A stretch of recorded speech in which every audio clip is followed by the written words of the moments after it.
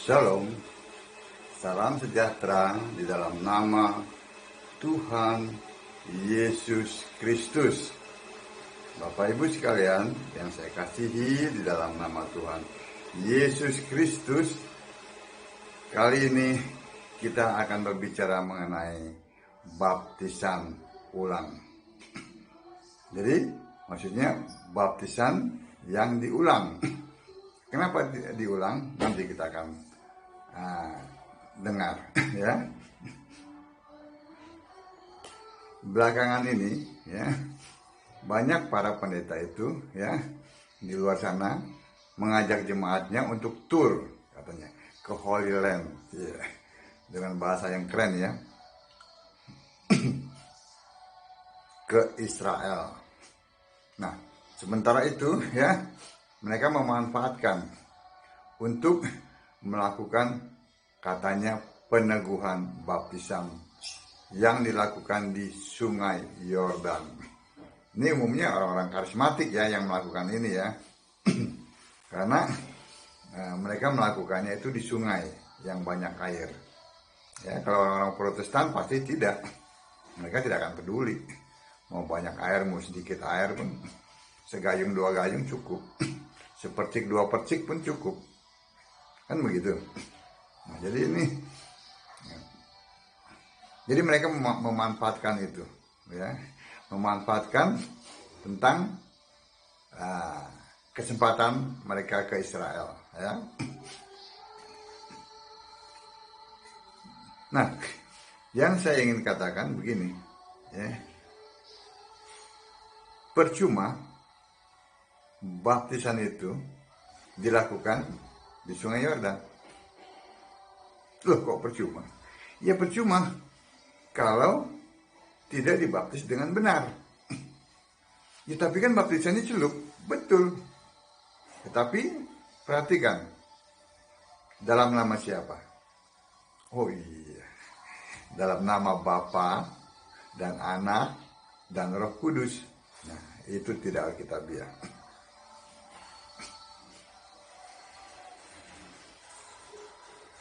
Membaptis itu harus dalam nama Bapa. Siapa nama Bapa? Yesus. Yohanes 17 ayat 11 dan 12. Dalam nama Anak. Siapa nama Anak itu? Lukas 1 ayat 31. Yesus. Siapa nama Roh Kudus itu? Yohanes 14 ayat 26. Yesus.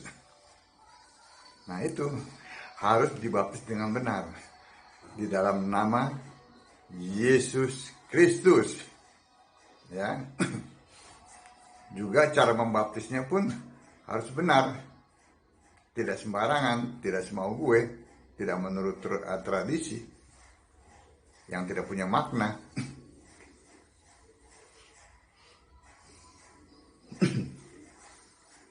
Ya,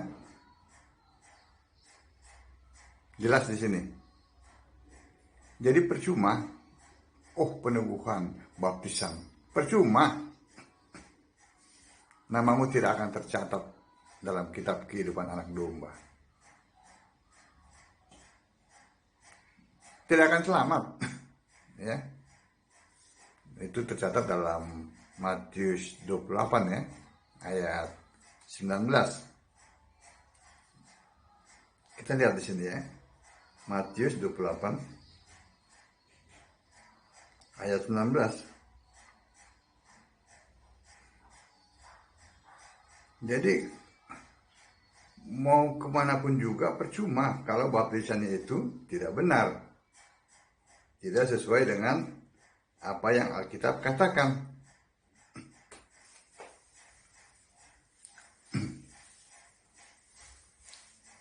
Karena itu pergilah, jadikanlah semua bangsa muridku, dan baptislah mereka dalam nama Bapa dan Anak dan Roh Kudus.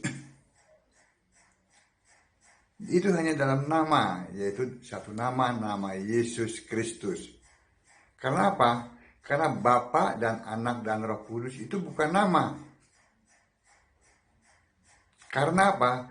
Karena Bapa dan Anak dan Roh Kudus itu bukan Allah. Ini kan yang tidak dipahami oleh para pendeta dan penganutnya di luar sana.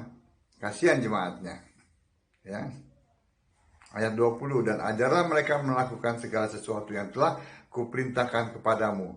Dan ketahuilah, aku menyertai kamu senantiasa sampai kepada akhir zaman.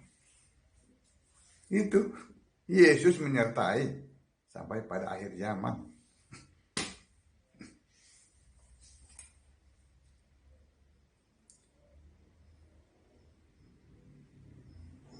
Jadi jelas bukan?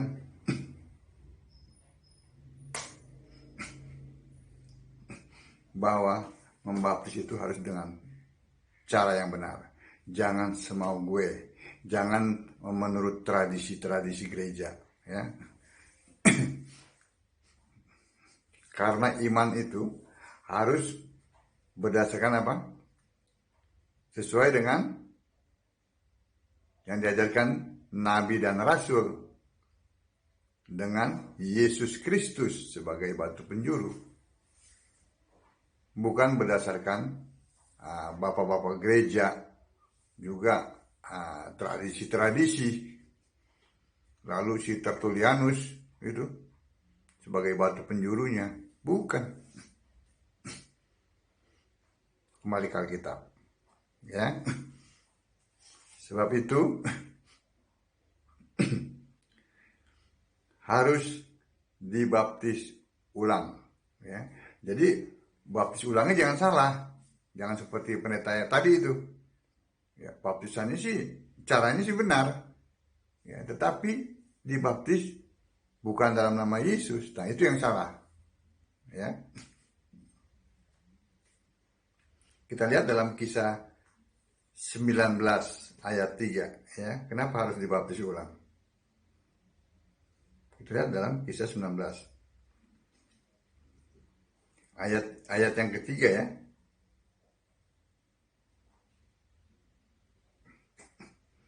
Lalu kata Paulus kepada mereka, ya, ini kepada jemaat di Efesus ya. Paulus bertanya, kalau begitu dengan baptisan manakah kamu telah dibaptis? Jawab mereka, dengan baptisan Yohanes. Ya. Kata Paulus, baptisan Yohanes adalah pembaptisan orang yang telah bertobat. Dan ia berkata kepada orang banyak bahwa mereka harus percaya kepada Dia yang datang kemudian daripadanya, yaitu Yesus. Ayat yang kelima, perhatikan. Ketika mereka mendengar hal itu, mereka memberi diri mereka dibaptis dalam nama Tuhan Yesus. Nah, mereka sudah dibaptis oleh baptisan Yohanes. Ya kan? Dan Paulus mengatakan itu untuk orang-orang yang sudah bertobat. Ya. Setelah orang banyak itu mendengar, ya, lalu mereka memberi diri dibaptis lagi dengan baptisan yang benar di dalam nama, ini ayat yang kelima, dalam nama Tuhan Yesus. Jelas bukan? Paulus tidak mengenal Allah Tritunggal. Tidak mengenal Allah Trinitas itu, tidak. Semua nabi orang Kristen. Dan mereka tidak mengenal itu Allah Tritunggal. Yang mereka kenal adalah Tuhan Allah satu-satunya, yaitu Yesus Kristus. Demikian juga yang itu tadi Paulus di Efesus ya. Kita lihat dalam Kisah 2 ayat 38 ya. Kisah 2 ya. Ayat 38. Apa yang dikatakan Petrus?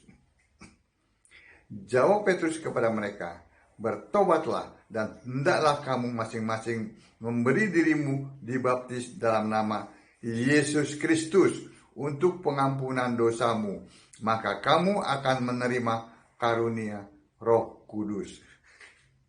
Semua murid membaptis dalam nama Yesus. Tidak ada yang membaptis dalam nama Bapa dan Anak dan Roh Kudus. Ya. Tadi itu Paulus di Efesus, dan juga Petrus juga menyatakan itu. Ya, jelas bukan? Membaptis itu harus dalam nama Yesus Kristus. Ya, kita juga lihat Kisah 8 ayat 16. Kisah 8 ya, ayat 16.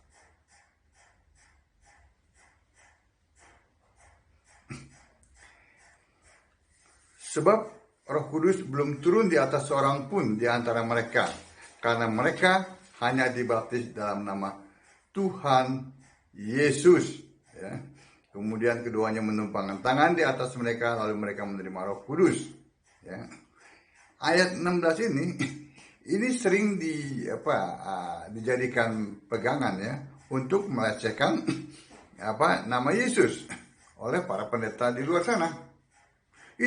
Mereka itu baru hanya dibaptis dalam nama Yesus, ya. Sebab itu mereka belum menerima Roh Kudus. Ntar dulu, kalian yang gagal paham, ya, tapi menyalahkan Alkitab. Kalian sangat gagal paham, ya.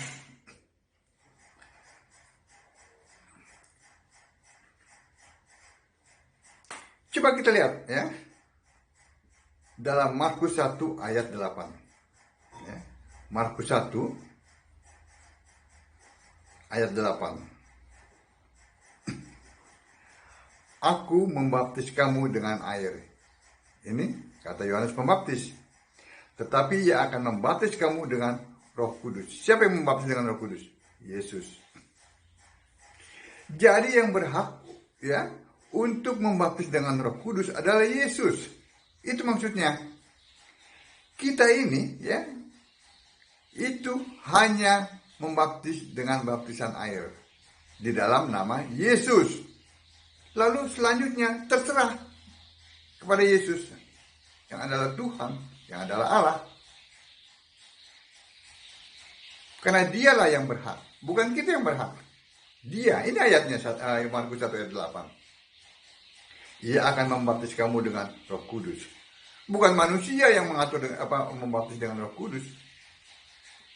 Enak saja manusia memerintah Allah. Roh Kudus itu Allah. Ya. Jadi jelas ya. Yang dapat membaptis dengan Roh Kudus itu hanya Yesus. Ya. Jadi ada kemungkinan Yesus membaptis dulu dengan Roh Kudus, baru kita melakukan baptisan air di dalam nama Yesus, ya, seperti yang dialami oleh Petrus dalam keluarga Cornelius. Ya. Atau kita dulu membaptis dengan mereka dengan air di dalam nama Yesus, setelah itu baru Yesus membaptis dengan Roh Kudusnya, seperti yang Petrus katakan tadi, ya. Jadi itu lebih dulu mana? Ya terserah Yesus, bukan terserah kita. Memangnya baptisan itu untuk kita? Maksudnya menurut kita? Tidak.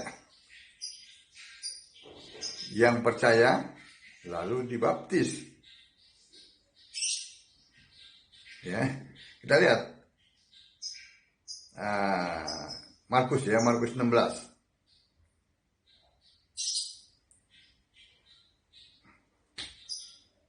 Markus 16 ayat 16. Siapa yang percaya dan dibaptis akan diselamatkan. Tetapi siapa yang tidak percaya akan dihukum. Nggak percaya dihukum. Sebab itu percaya lalu dibaptis dengan benar. Kalau sudah dibaptis tetapi salah, baptis ulang. Tadi seperti yang dilakukan oleh Paulus kepada jemaat di Efesus. Sehingga namamu, nama saya tercatat dalam kitab kehidupan anak domba.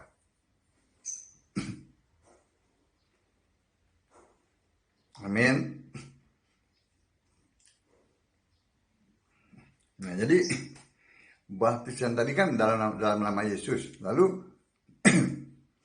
caranya, ini kan yang sering aneh-aneh nih dilakukan oleh orang-orang Protestan ya. Ya karena kan di Indonesia kan hanya ada dua ya, Katolik dan Protestan, gitu kan. Jadi semua ini Tritunggal. Ini aneh, melakukannya menurut tradisi. Padahal tidak ada di Alkitab, tidak mempunyai makna. Mereka melakukan baptisan dengan cara dipercik-percik. Maknanya apa? Nggak ada. Digayung, disiram-siram pakai air. Maknanya apa? Nggak ada.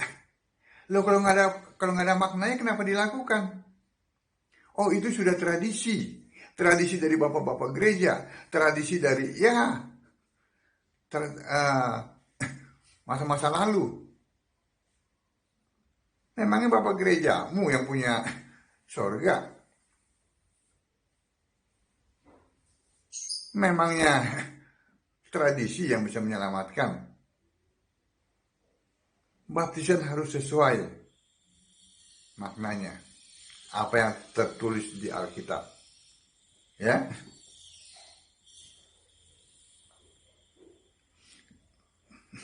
Kita lihat baptisan yang benar Efesus 4 ayat 5. Ini harus Efesus 4 ayat 5.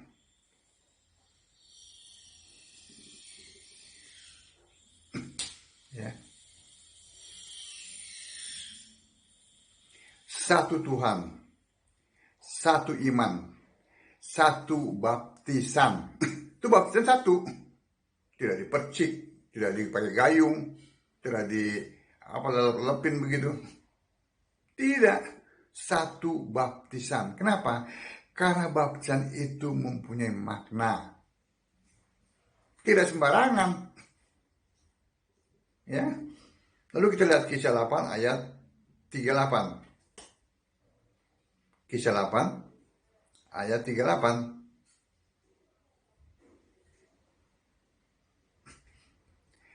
Lalu orang Ethiopia itu menyuruh menghentikan kereta itu. Ya. Dan keduanya turun ke dalam air. Keduanya, ya, Filipus dan orang Ethiopia itu turun masuk ke dalam air. Baik Filipus maupun sida-sida itu. Dan Filipus membaptis dia. Bagaimana mungkin kalau air itu segayung mereka bisa masuk? Bisa mengerti, ya? Ayat 39. Dan setelah mereka keluar dari air, kan keluar mereka dari air, ya. Roh Tuhan tiba-tiba melarikan Filipus dan sida-sida itu tidak melihatnya lagi. Ia meneruskan perjalanannya dengan sukacita. Keduanya masuk ke dalam air.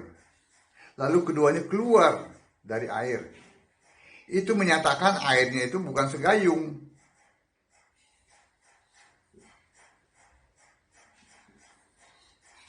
Sida-sida itu kan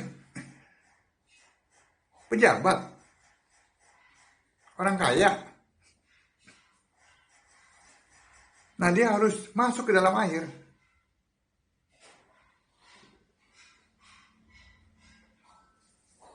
Itu baptisan yang benar, ya. Kita lihat, ya, Roma 6 ayat 11, ya. Kita lihat di Roma 6 ini.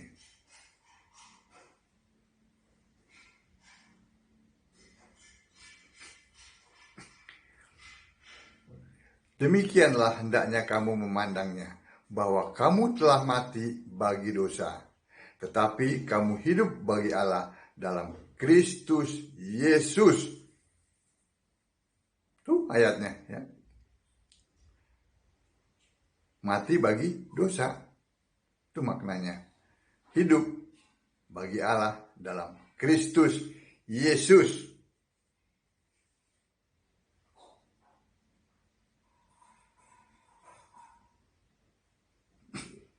Kita lihat ayat sebelumnya, ayat 4 dari Roma 6. Dengan demikian kita telah dikuburkan. Tuh, dikubur. Kalau kayak gayung mana bisa dikubur, apalagi dipercik. Mana dikubur? Dengan demikian kita telah dikuburkan bersama-sama dengan Dia oleh baptisan dalam kematian, supaya sama seperti Kristus telah dibangkitkan dari antara orang mati oleh kemuliaan Bapa, demikian juga kita akan hidup dalam hidup yang baru. Sebab jika kita telah menjadi satu dengan apa yang sama dengan kematiannya, kita juga akan menjadi satu dengan apa yang sama dengan kebangkitannya. Itu maknanya, ya. Karena kita tahu bahwa manusia lama kita telah turut disalibkan supaya tubuh dosa kita hilang kuasanya, agar jangan kita menghambakan diri lagi kepada dosa, ya. Sebab siapa yang telah mati, ia telah bebas dari dosa. Jadi jika kita telah mati dengan Kristus, kita percaya bahwa kita akan hidup juga dengan Dia. Karena kita tahu bahwa Kristus sesudah Ia bangkit dari antara orang mati, tidak mati lagi, maut tidak berkuasa lagi atas Dia. Ya. Sebab kematiannya adalah kematian terhadap dosa, satu kali dan untuk selama-lamanya. Dan kehidupannya adalah kehidupan bagi Allah. Ya. Demikianlah hendaknya kamu memandangnya, bahwa kamu telah mati bagi dosa, tetapi kamu hidup bagi Allah dalam Kristus Yesus. Lalu ayat 13. Dan janganlah kamu menyerahkan anggota-anggota tubuhmu kepada dosa untuk dipakai sebagai senjata kelaliman, tetapi serahkanlah dirimu kepada Allah sebagai orang-orang yang dahulu mati, tetapi yang sekarang hidup. Dan serahkanlah anggota-anggota tubuhmu kepada Allah untuk menjadi senjata-senjata kebenaran. Sebab kamu tidak akan dikuasai lagi oleh dosa, karena kamu tidak berada di bawah hukum Taurat, tetapi di bawah kasih karunia. Jadi baptisan itu mempunyai makna dan tidak sembarangan. Ya. Harus dalam nama Yesus Kristus. Ya. Ayat Roma 6 ayat 4. Ya. Mati, ya, mati itu, ya. Lalu terentang, tenggelam, itu mati. Ya.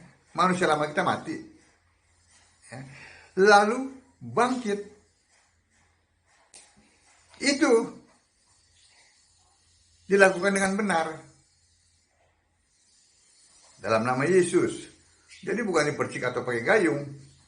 Percuma. Ya, mau dibaptis dimanapun, di Sungai Yordan, di mana itu, nggak akan ada gunanya kalau tidak dilakukan dengan benar. Ya, baptisan itu mempunyai makna. Mati bersama Yesus dan bangkit bersama Yesus. Amin. Jadi Bapak Ibu yang ingin dibaptis ulang, ya, dengan baptisan benar sesuai dengan Alkitab, ya, silahkan tulis di kolom komentar di bawah ini, ya. Ada rekan-rekan pendeta dari Gereja Alkitab Al-Esa di seluruh Indonesia, ya, hampir, ya, di seluruh Indonesia, ya, itu yang siap untuk membantu ibu, ya, dalam baptisan yang Bapak Ibu, ya, maksudnya dalam baptisan yang benar. Kiranya apa yang saya sampaikan ini dapat terus memotivasi, mengiring, bekerja dalam pekerjaan apa yang sudah Yesus siapkan. Baca Alkitab, sembahlah Yesus sebagai satu-satunya Allah yang benar. Berikan dirimu dibaptis ulang dengan baptisan yang benar sesuai dengan Alkitab. Maka nama Bapak Ibu akan tercatat dalam kitab kehidupan anak domba. Shalom.